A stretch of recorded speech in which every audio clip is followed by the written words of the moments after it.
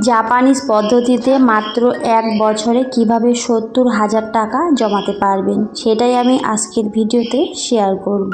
আশা করছি ভিডিওটি সবার কাছে অনেক ভালো লাগবে। ভালো লাগলে পুরো ভিডিও সাথেই থাকার অনুরোধ রইল। সত্যি বলতে আমরা সবাই কিন্তু টাকা জমাতে চাই, একেবারে কিন্তু প্ল্যান করি যে সামনের মাস থেকে আমি অবশ্যই অনেক টাকা জমাবো, কিন্তু সত্যি কি সহজে জমাতে পারি না।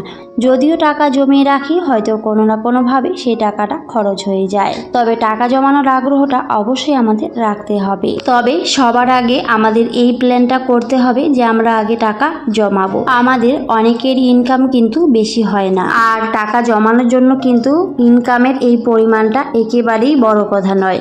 যার যেমন ইনকাম সে কিন্তু সেইভাবেই সঞ্চয় করতে পারবে। তবে সেটার জন্য আপনাকে অবশ্যই বুদ্ধি খাটাতে হবে। বুদ্ধি করে যদি চলেন তাহলে অবশ্যই কিন্তু টাকা জমাতে পারবে। টাকা আসলে উড়ে উড়ে আসে না, টাকা গাছের পাতাও নয়। টাকা কিন্তু আমাদেরকে জমাতে হয়, সঞ্চয় করতে হয়, তাহলে কিন্তু একটা সময় অনেকগুলোই টাকা আমাদের হাতে চলে আসে। তবে ওই যে বললাম, সেটার জন্য আপনাকে প্ল্যান মাফিক কাজ করতে হবে, বুদ্ধি করেই কিন্তু চলতে হবে, তাহলে কিন্তু অবশ্যই সম্ভব। আসলে সত্যি বলতে টাকা দিয়ে কিন্তু টাকা বাড়ানো জানতে হয়, আর যারা জানেন তারা তো অনেক বেশি বুদ্ধিমান বা বুদ্ধিমতী, আর যারা জানেন না তারা অবশ্যই আজকের এই ভিডিওটির সাথেই থাকবেন, অনেক কিছু জানতে পারবেন, শিখতে পারবেন কিভাবে মাত্র 50 টাকা দিয়ে শুরু করে বছরে 70,000 টাকা জমানো যায়। আমি একেবারে বাস্তব প্রমাণ সহ কিন্তু দেখিয়ে দেব। হ্যালো এভরিওয়ান, আসসালামু আলাইকুম। কেমন আছেন সবাই? আশা করছি সবাই খুব ভালো আছেন আর সুস্থ আছেন। আমরাও আলহামদুলিল্লাহ খুব ভালো আছি। আমার নতুন একটি ভিডিওতে সবাইকে ওয়েলকাম করছি। তো আজকের ভিডিওতে আমি শেয়ার করব খুবই কম টাকায় জাপানিজরা কিভাবে 1 বছরে 70,000 টাকা সঞ্চয় করে। আশা করছি সবার কাছে ভিডিওটি অনেক ভালো লাগবে আর অবশ্যই উপকারে আসবে। যারা টাকা জমাতে অনেক বেশি আগ্রহী তাদের কাছে তো অনেক বেশি উপকারে আসবে। আসলে আমরা সবাই টাকা জমাতে চাই, তবে কয়জনে বা পারি, তাই না? যদিও জমিয়ে রাখি তাও কিন্তু কোনো না কোনোভাবে আমাদের খরচ হয়ে যায়। তবে এই একটা পদ্ধতি যদি আপনারা কাজে লাগান তাহলে অবশ্যই পারবেন, দেখবেন বছরে অনেক টাকা কিন্তু জমাতে পারবেন। আমি আমার বেশিরভাগ ভিডিওতে কিন্তু এই টিপসগুলো শেয়ার করে থাকি। তো আজকের ভিডিওটা একটু অন্যরকম। আজকে কিন্তু আমি জাপানিজ পদ্ধতিতে শেয়ার করব কিভাবে খুবই অল্প টাকায় আপনি 1 বছরে এতগুলো টাকা জমাতে পারবেন।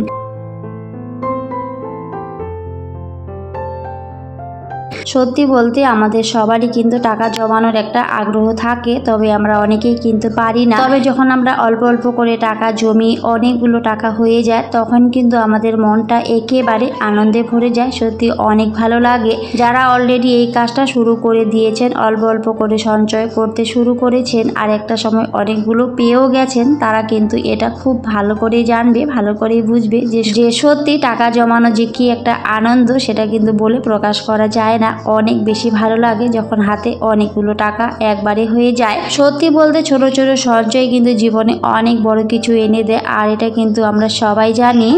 একবারে কিন্তু চাইলেও সবাই অনেক কিছু পেয়ে যায় না, সেটার জন্য অনেকটা ধৈর্য ধরতে হয়, সময়ের অপেক্ষা করতে হয়।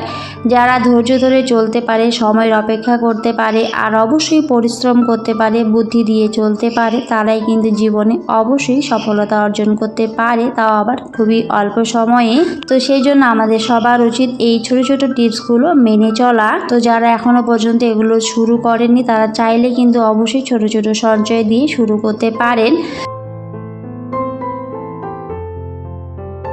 তো এই যে আমি কিন্তু এখানে 50 টাকা এখন আমার ছোট্ট একটা প্লাস্টিকের ব্যাগ রয়েছে, তো সেখানে কিন্তু রেখে দিলাম।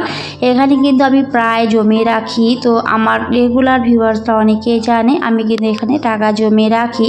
তো যারা এখনো পর্যন্ত শুরু করেননি তারা চাইলে আজকে থেকে কিন্তু শুরু করতে পারেন। মাত্র 50 টাকা কিন্তু আপনার জীবন বদলে দিতে পারে একটা সময়।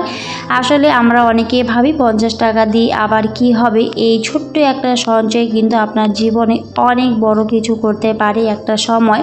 তবে সেটার জন্য একটু কষ্ট করতে হবে। আসলে আমরা অনেকেই ভাবি এই 10 টাকা 20 টাকা 50 টাকা এগুলো কোনো ব্যাপারই না, এগুলো জমিয়ে আবার কি হবে। সত্যি বলতে এই ছোট ছোট সঞ্চয়গুলো কিন্তু একটা সময় অনেক বড় একটা অ্যামাউন্ট চলে আসে, যেটা হয়তো আমরা কখনো কল্পনা করতে পারি না। আর যখন সেটা চলে আসে সত্যি এটার যে কি একটা আনন্দ, যেটা বলে প্রকাশ করা যাবে না। যারা অলরেডি টাকা জমানো শুরু করে দিয়েছে তারা তো খুব ভালো করেই বুঝবে।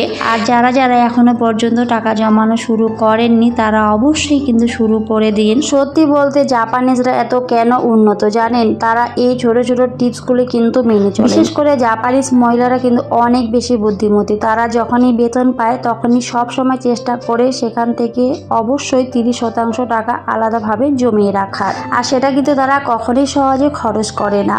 যখন অনেক বেশি দরকার হয় তখনই কিন্তু সেটা খরচ করে। আর এই ছোট ছোট টিপসগুলো ফলো করে কিন্তু জাপানিজরা আজকে অনেক বেশি উন্নত। আজ আসলে সত্যি বলতে আমরা কিন্তু এই ছোট ছোট টিপসগুলো সহজে মেনে চলি না। আমরা কিন্তু সবসময় ভাবি এই 10 টাকা 20 টাকা 50 টাকা এগুলো দিয়ে আবার কি হয়, এগুলো দিয়ে তো কোনো কিছুই হয় না। সত্যি বলতে এগুলো দিয়েও কিন্তু অনেক কিছুই সম্ভব। তো যাই হোক, প্রথম সপ্তাহে অবশ্যই 50 টাকা দিয়ে শুরু করবেন। প্রথমে কিন্তু আমরা চাইলেও সবাই অনেক একবারে জমাতে পারবো না, তো অবশ্যই 50 টাকা দিয়ে কিন্তু শুরু করবেন। তো প্রথম সপ্তাহে যদি আপনি 50 টাকা জমিয়ে রাখেন, পরের সপ্তাহে কিন্তু অবশ্যই সেখানে আবার 50 টাকা বাড়াতে হবে। পরের সপ্তাহে কিন্তু অবশ্যই সেখানে 100 টাকা জমাবেন। তারপরের সপ্তাহে 150 টাকা জমাবেন। তারপরের সপ্তাহে অবশ্যই 200 টাকা জমাবেন। এভাবে প্রত্যেক সপ্তাহে যদি আপনি 50 টাকা করে বাড়াতে থাকেন তাহলে কিন্তু অবশ্যই একটা সময় সেখানে অনেকগুলো টাকা হয়ে যায়। তো সপ্তাহে যদি 50 টাকা করে জমাই তাহলে অনেকে বলতে পারে সেখানে আবার 70,000 টাকা কিভাবে হয়ে যায়। সেখানে কিন্তু কখনোই 70,000 টাকা হবে না। যদি আমরা 50 টাকা করে জমাই তাহলে কিন্তু সেখানে 2600 টাকা জমা হবে টোটাল। তো এইভাবে যদি প্রত্যেক সপ্তাহে আমরা 100 টাকা 150 টাকা 200 টাকা এইভাবে যদি বাড়াই তাহলে কিন্তু সব কিছু একবারে যদি আমরা যোগ করি তাহলে কিন্তু সেখানে অনেকগুলোই টাকা হয়ে যাবে।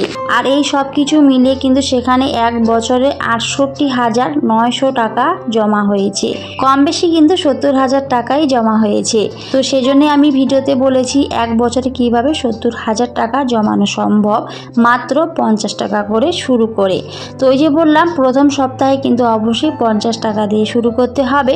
দ্বিতীয় সপ্তাহে 100 টাকা, তৃতীয় সপ্তাহে 150 টাকা, চতুর্থ সপ্তাহে 200 টাকা। আর এইভাবে জমাতে জমাতে কিন্তু এক বছরে প্রায় 70,000 টাকার মতো কিন্তু সঞ্চয় হবে।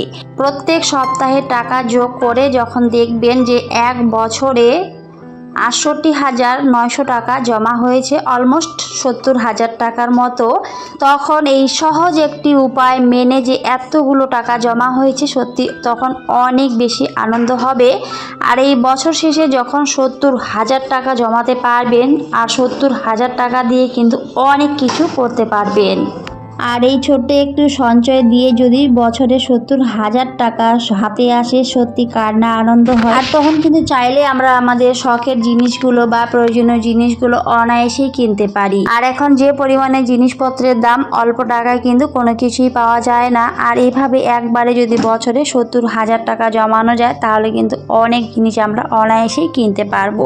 আর যারা জিনিস কিনতে চান না তারা চাইলে কিন্তু অবশ্যই টাকাটা ব্যাংকে জমিয়ে রাখতে পারেন। ব্যাংকে 1-2 বছরের জন্য সেখানে ফিক্সড করে রাখতে পারেন। এতেও কিন্তু অনেক বেশি লাভবান হতে পারেন। সেখানে কিন্তু আবার অনেক টাকা কিন্তু আবার পেয়ে যাবেন। যদি 2-3 বছরের জন্য টাকাটা ফিক্সড করে রাখতে পারেন তাহলে অবশ্যই কিছুটা হলেও সেখানে কিন্তু আবার আপনি বেশি টাকা পাবেন। তো চাইলে কিন্তু অবশ্যই ব্যাংকে এইভাবেও রাখতে পারেন। আবার চাইলে কিন্তু নিজের শখের জিনিসগুলো কিনতে পারেন, প্রয়োজনীয় জিনিসগুলো কিনতে পারেন। আর সত্যি বলতে আমি অবশ্যই বলবো সোনা কিনে রাখুন। সোনা কিনে রাখলে একটা সময় কিন্তু অনেক বেশি দাম পাবেন, কারণ এখন কিন্তু সোনার দাম একটু হলেও কমেছে। তো চাইলে এখন সোনা কিনে রাখতে পারেন। আর এই সোনার দাম কিন্তু দিন দিন বেড়েই চলেছে, আমরা কিন্তু সবাই জানি। আগে কিন্তু সোনার দাম অনেকটা কম ছিল, তো তখন যারা সোনা কিনে রেখেছে এখন কিন্তু তারা ডবল লাভ করেছে। তো এটা কিন্তু আমরা সবাই জানি। আমিও কিন্তু কিনে রেখেছিলাম, তো সেজন্য আমিও এখন অনেক টাকা কিন্তু সেখান থেকেও পাবো। তো অবশ্যই চাইলে আপনারা সোনা কিনে রাখতে পারেন। দেখবেন একটা সময় সেখান থেকেও অনেক কিছুই করতে পারবেন। দেখবেন ওই সোনা থেকেও কিন্তু একটা সময় আরো দ্বিগুণ আপনি টাকা লাভ করতে পারবেন, সঞ্চয় করতে পারবেন।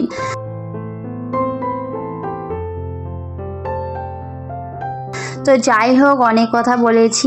তো জাপানিজরা যেই পদ্ধতিটি কাজে লাগিয়ে আজকে লাভবান হয়েছে, যেভাবে ওই দেশটি অনেক বেশি উন্নততর হয়েছে, তো অবশ্যই কিন্তু আমাদেরও উচিত এই ছোট্ট একটি টিপস ফলো করে চলার, যাতে আমরাও একটু হলেও টাকা জমিয়ে রাখতে পারি, বাঁচিয়ে রাখতে পারি, সঞ্চয় করতে পারি। কারণ জীবনে টাকার গুরুত্ব অনেক। টাকা ছাড়া কোনো কিছুই পাওয়া যায় না, কোনো কিছু সম্ভবও না। যেখানেই যান না কেন, যে জিনিসটাই করেন না কেন, অবশ্যই সবার আগে কিন্তু টাকাটাই ম্যাটার করে। টাকা ছাড়া কোনো কিছুই সম্ভব নয়, আমরা কিন্তু সবাই জানি। তো সেজন্য অবশ্যই আমাদের এই ছোট ছোট টিপসগুলো মেনে চলা উচিত। টাকা সঞ্চয় করা উচিত, টাকা জমিয়ে রাখা উচিত, বাঁচিয়ে রাখা উচিত। একটা সময় কিন্তু এই টাকাই আপনাকে অনেক বেশি উৎসাহ দেবে, অনেক বেশি ভালো রাখবে। কারণ আজকে হয়তো অনেক বেশি ভালো আছে, আগামীকাল হয়তো ভালো নাও থাকতে পারি। আর এখন থেকে যদি আমরা এইভাবে একটু করে সঞ্চয় করে রাখি, তাহলে কিন্তু একটা সময় সেটাই আমাদের অনেক বেশি উপকারে আসবে। টাকা থাকলে কিন্তু আপনার বন্ধু বান্ধব, আত্মীয় স্বজন সবাই অনেক বেশি ভালোবাসবে। টাকা ছাড়া কিন্তু সহজে কেউ বেশি ভালোবাসে না। আর এটাই কিন্তু একেবারে বাস্তব সত্য। যদিও কথাটা শুনতে খারাপ লাগে, তবে এটাই কিন্তু একেবারে সত্য কথা। তো সেজন্য আমাদের সবার উচিত টাকা সঞ্চয় করে রাখা, জমিয়ে রাখা, বাঁচিয়ে রাখা। একটু কষ্ট করে হলেও সংসারটিকে চালিয়ে অবশ্যই কিছু কিছু সঞ্চয় করে রাখা উচিত। তো জীবনে অনেক চাহিদা থাকে, তো অবশ্যই অতিরিক্ত চাহিদাগুলোকে বাদ দিবেন, তাহলে কিন্তু অবশ্যই সঞ্চয় করতে পারবেন। আর এভাবে ছোট ছোট সঞ্চয় করে কিন্তু অনেক বেশি ভালো থাকা যায়, অনেক টাকা জমানো যায়। তো যাই হোক, এখনো পর্যন্ত যারা আমার ভিডিওটি দেখছেন কিন্তু একটি লাইক দিতে ভুলে গিয়েছেন, প্লিজ একটি লাইক দিয়ে ভিডিওটি কন্টিনিউ করবেন। নতুন যদি কোনো বন্ধু আজকে আমার চ্যানেলে ভিজিট করে থাকেন, তাহলে চাইলে আমার চ্যানেলটিকে সাবস্ক্রাইব করে রাখতে পারেন। আমার এই ভিডিওগুলি আপনাদের কেমন লাগে অবশ্যই আপনাদের সুন্দর সুন্দর মতামত জানাবেন। আপনাদের সুন্দর সুন্দর কমেন্টগুলো আমার অনেক ভালো লাগে, আমি অনেকটা আনন্দ সহকারে সবার কমেন্ট পড়ি। যাই হোক, এদিকে অনেক কথা বলেছি, আর কথার ফাঁকে আমি কিন্তু আমার সংসারের অনেকগুলো কাজ করে নিয়েছিলাম। আমি আমার লাইফস্টাইল ব্লগ শেয়ার করি, আমার এই সংসারের কাজের মধ্য দিয়ে আমি মানি সেভিংস টিপসগুলো শেয়ার করি, যেগুলো আমার অডিয়েন্স দেখতে অনেক বেশি পছন্দ করে। তো সেই জন্যই কিন্তু আমি এই টিপসগুলোই বেশি শেয়ার করে থাকি। তো আশা করছি আজকের এই টিপসটিও সবার কাছে অনেক বেশি ভালো লাগবে। যদি ভালো লাগে অবশ্যই কিন্তু একটি লাইক দিয়ে নেবেন। তো যাই হোক, এদিকে কিন্তু আমি আমার সংসারের অনেকগুলো কাজ করেও নিয়েছিলাম, তো আপনারা কিন্তু ভিডিওতে দেখতেই পেয়েছেন। তো প্রথমে কিন্তু আমি আমগুলো গুছিয়ে নিয়েছিলাম। মাশাআল্লাহ, আমগুলো অনেক বেশি সুন্দর ছিল, আর একটা আম এত বড় ছিল কি বলবো, আপনারা তো দেখতেই পেয়েছেন। আমগুলো গুছিয়ে নিয়ে তারপরে কিন্তু আমার সংসারের কাজগুলো করে নিয়েছি। আমার ছেলের যেহেতু স্কুল বন্ধ ছিল, তবে এখন কিন্তু স্কুল খুলেছে, তো ওর জন্য কিন্তু সকালবেলা আমি একটু সুজি বানিয়ে নিয়েছিলাম। আর যেহেতু আগের দিনের কিছু রুটি ছিল, তো সেই জন্যই কিন্তু আমিও খেয়ে নিয়েছিলাম সুজি আর রুটি। তো সেটা অবশ্যই আপনারা দেখেছেন। আর আজকে কিন্তু আমি মাংস রান্না করেছি। যেহেতু আমি মানি সেভিংস টিপসগুলো শেয়ার করি, সেজন্য ভিডিও রিলেটেড খুব একটা বেশি কথা বলা হয়নি। তো আশা করছি আমার প্রিয় ভিউয়ার্সরা বুঝবেন, আমি আমার সংসারের কাজের মধ্য দিয়ে কিন্তু এই মানি সেভিংস টিপসগুলো শেয়ার করি। আমি কিন্তু আগেও বললাম। আর তার সাথে কিছু বাজার করা হয়েছিল, আমার সংসারের প্রয়োজনীয় কিছু বাজার, তো সেগুলো কিন্তু গুছিয়ে নিয়েছি। তার সাথে ডিমের পাতাও একটা আনা হয়েছিল। এর আগে কিন্তু অনেকগুলো বাজার করা হয়েছিল, আমি ভিডিওতে দেখিয়েছিলাম। তো সেখানে কিন্তু ডিমটা আনতে ভুলেই গেছিলাম, সেটা আনা হয়নি। আর ডিমটা কিন্তু আমার অনেক বেশি দরকার হয়। আর এখন যেহেতু আমার ছেলের স্কুল খুলে গেছে, তো সেজন্য কিন্তু ডিমটা একটু বেশি দরকার হবে। তো এক পাতা ডিম কিন্তু আমি নিয়ে এসেছি। আর এখন যেহেতু অনেকটাই গরম পড়েছে, তো ডিমের দামটা কিন্তু একটু কমেছে। আগে কিন্তু ডিমের দামটা অনেকটাই বেশি ছিল। তো যাই হোক, সংসারের খরচটা যদি একটু কমে, তাহলে কিন্তু আমরাই অনেক বেশি ভালো থাকতে পারি। তো তারপরে কিন্তু আমি ছাদে গেছিলাম। তো ছাদ থেকে আমার বাজারটা একটু দেখাচ্ছিলাম। আসলে হাটবার ছিল, আর হাটের দিন তো অনেক বেশি ভিড় হয়, তো সেটা একটুখানি আপনাদের সাথে শেয়ার করেছি। আশা করছি আপনাদের কাছেও ভালো লাগবে। আমার গেটের সামনে কিন্তু বাজার বসে, তো আপনাদের সাথে সেটা একটুখানি শেয়ার করে দিলাম। আর তারপরে একটু আম কেটে নিয়েছিলাম। তো আম খেতে খেতে বিদায় নিলাম। সবাই খুব ভালো থাকবেন, সুস্থ থাকবেন।